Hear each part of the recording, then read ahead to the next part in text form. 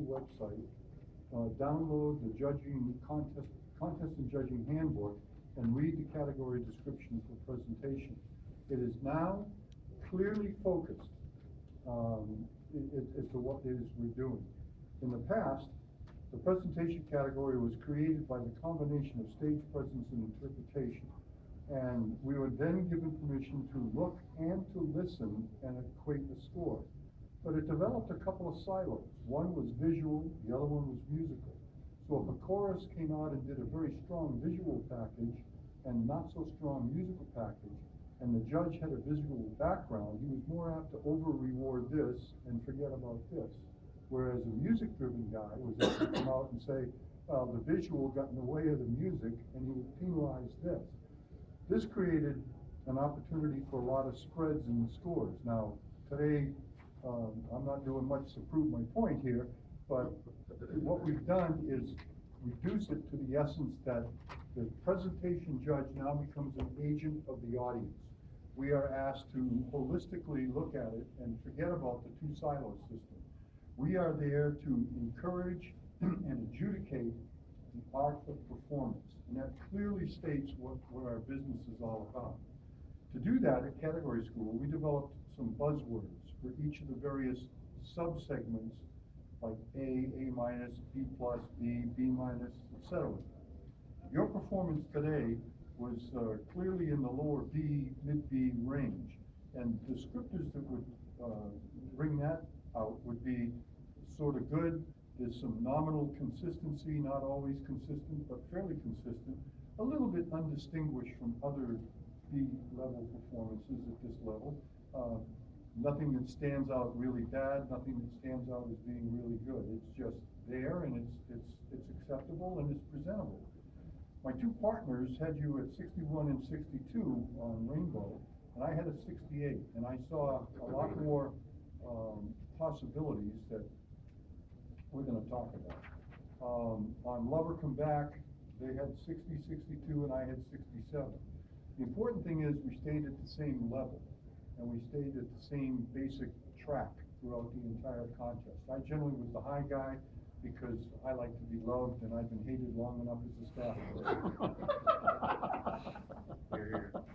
I don't have to take this crap anymore. I want to talk a little bit about your outfit. One of the new criteria in the presentation category deals with the topic of stage worthiness. And that goes from not only material, but to what you're wearing. You're out there wearing black with blue, sort of in a casual manner. Something, you could wear this to work, almost. And we need to do something to maybe adorn this outfit. There were no points taken off. I'm just giving you a heads up that in the future, it's possible for somebody to say that's not stage worthy and to hold you accountable for it. Just be aware of that. Rainbow Around My Shoulder has a tendency to present opportunities for the music to be punched. Ta ta ta ta ta ta ta ta ta, and that kind of thing. And you found most of them. Not a bad punching, but enough so that it became less of a rhythmic song and more of a foxtrot. Ta ta ta ta ta ta ta ta ta, la da da da da da da da. That kind of a flow would have been a whole lot better. Consequently, all the good volume choices that you made, all the focus that you had in the proper aspects of the singing of the song were being adversely affected by the choppiness early on. The cameo of the guy running out from the front, was that you? No, it was not me, it was Mark. Okay. There is such a thing as overdoing it, and he went just a bridge too far. Just tone that down a little bit. We can still have it be bigger than life, but it can be believably bigger than life. And his was like, Opie finding a fish on the beach. It was just, I kept waiting for Andy Griffin to whistle for me. Overstated is not a terrible thing. At least we didn't have to tell him to do more. We need to refine that, and that's part of transferring mechanical, technical things into artistic things, which is where you want to go. I was very pleasantly looking forward to what you were doing. First first chorus out, what, you have 14 guys, 15 guys? And staying in control, having an idea what the music was about. I didn't see anything wrong with the 68 for that at all. And I will defend that score as well as anybody. The chorus is authentic when they're singing this song. The faces are being pretty well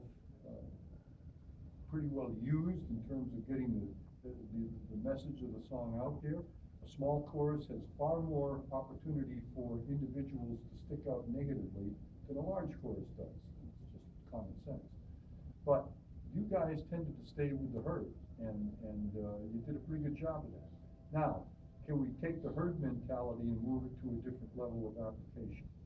Can we stop being safe? Can we stop waiting for permission to move ahead, which apparently happened on occasions? Phrases would line up linearly rather than progressively. Have you ever heard anybody tell a joke?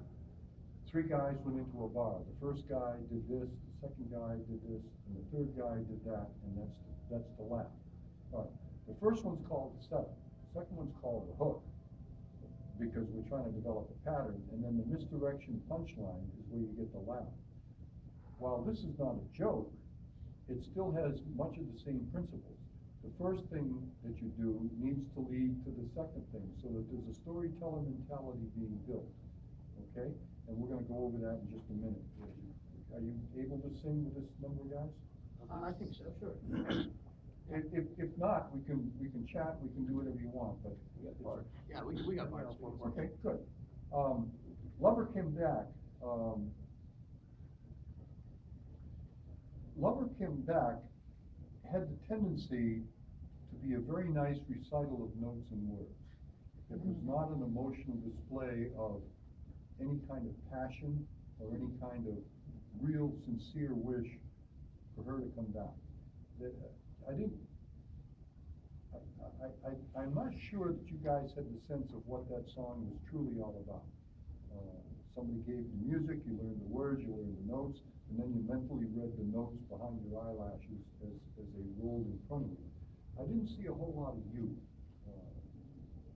asking someone to come back. How many of you have ever had a relationship with a woman that you broke up with and you really wish you hadn't?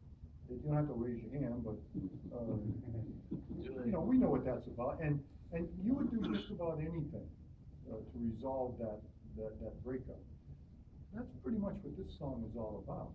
And yet, there's the pain, the agony, the frustration, the sense of loss does not necessarily come from you as an individual. You're waiting for somebody else to ignite the spark, and that can't happen, especially in a small chorus. We need to count on all the horses to pull a wagon at the same level of intensity, and you're all waiting for somebody else to start. That's a blanket accusation in many ways, but it's as clear as I can make it. It's kind of a safe way to go.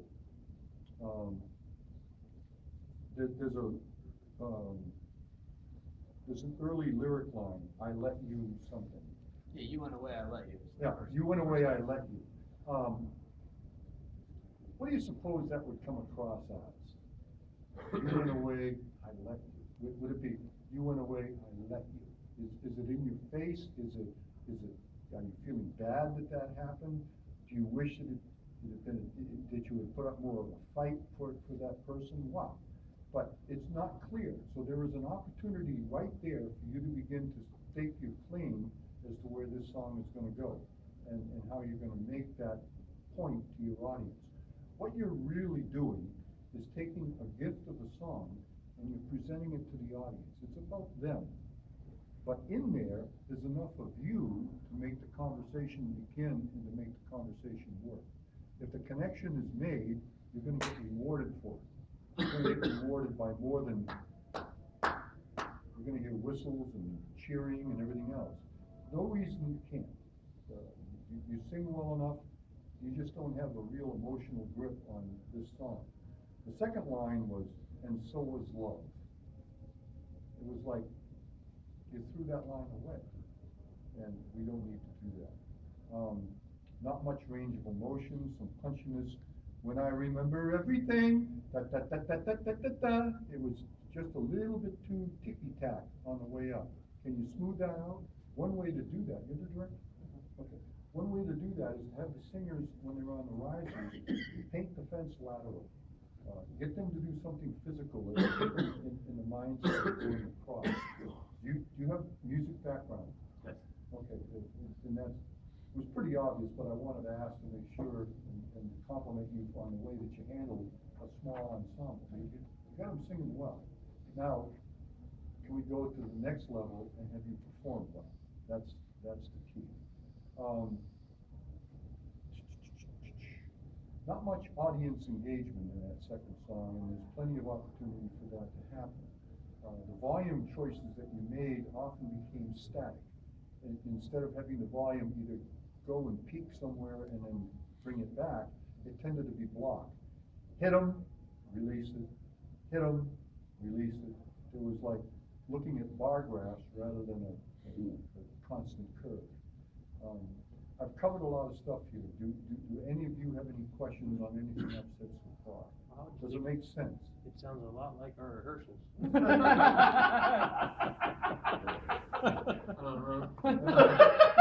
It doesn't sound familiar at all, does it? No, yeah, right. Well, you're nicer Well, about it. I'm nicer about it? This guy beat you up? We were coached better than we performed. Well, who does your coaching? Well, Bagby. We were coached better than. We've worked with Jim Bagby a couple of times in the past month or two, and Robert and I'm pretty new to the chorus, but Robert and I are co-directing right now, so. But Robert's only been director for less than a year, so. You've got nothing to apologize for with what you're doing. What you need to have, I think if there was one thing that I would suggest to the chorus that really needs to happen is that you need to understand there's no way in God's earth that we're going to get everybody to look alike and emote the same way. Each of you in your lifetime has experienced love, hate, fear, pain, joy, sorrow, loss, anger, jealousy, rage. You name the emotion, you've all been through it, one way or another. And as a result of that, the natural body language that precedes one of those outbursts, whether it's good or bad, is such that I can look at him and tell him whether he's angry or sad or proud or happy or whatever. His body language will tell me before his voice ever does. His way of doing it may be slightly different from your way of doing it. However, if I can take his way and your way and match the level of intensity corporately across the entire chorus, I can sell the concept to an audience. I can get them to get it. And it doesn't have to be a drill team getting ready to overrun Poland. You know, it can be much more subtle and much more believable. So we're talking about individual commitment to the lyric line. Do you really know the music, or do you just know the notes and words? Because what's on the paper is an arrangement. The music comes from here, and the emotional content comes from here. And when the two marry before they come out of your mouth, you've got yourself a presentation. I don't care if there's 6 guys on the stage. It won't make any difference. Ever notice that some quartets just seem to have a better sense of what they're doing, and other quartets that have been singing longer or what just can't do it? There's a natural ability to bring together all of the elements that make the song work at the same time, at the same level of intensity. That's what you're missing. So let's go back and read through those lyrics and say, okay, what's the underlying emotion here? What's the subtextual value of this? What are we trying to convey here? What effect do I want to get from him when I say this line? And if I can identify the effect I want, then I can identify the mood. If I can identify the mood, I can identify Excuse me, 5 minutes. Yep, I can identify the appropriate body language and get that mood out. If I can do that, then as a coach, I can begin to adjust. I need more from you, a little less from you. Okay, there it is. Bingo, we got it. And you don't have to worry about a thing. You know, we've spent so much time teaching barbershoppers to be barbershop-y with the hands and all of this, and the stomp and the pose and all that stuff. And it's not bad. It's just getting trite as the music has progressed to a level of sophistication which we're now able to hold our head up with other musical art forms in a positive way, we need to stay on top of that curve. And most barbershop chapters, they're aware of it, but it's too much work. They don't wanna do it. And so consequently, they describe themselves as a fun chapter. And fun simply is a euphemism for, I don't care to give you my very best, I'm in it for me. But, sorry, if I offended anybody, I didn't mean to, but that's the way I see it. Now, we got about 5 minutes, would you like to try some of this stuff? Sure. Which one would you like to do?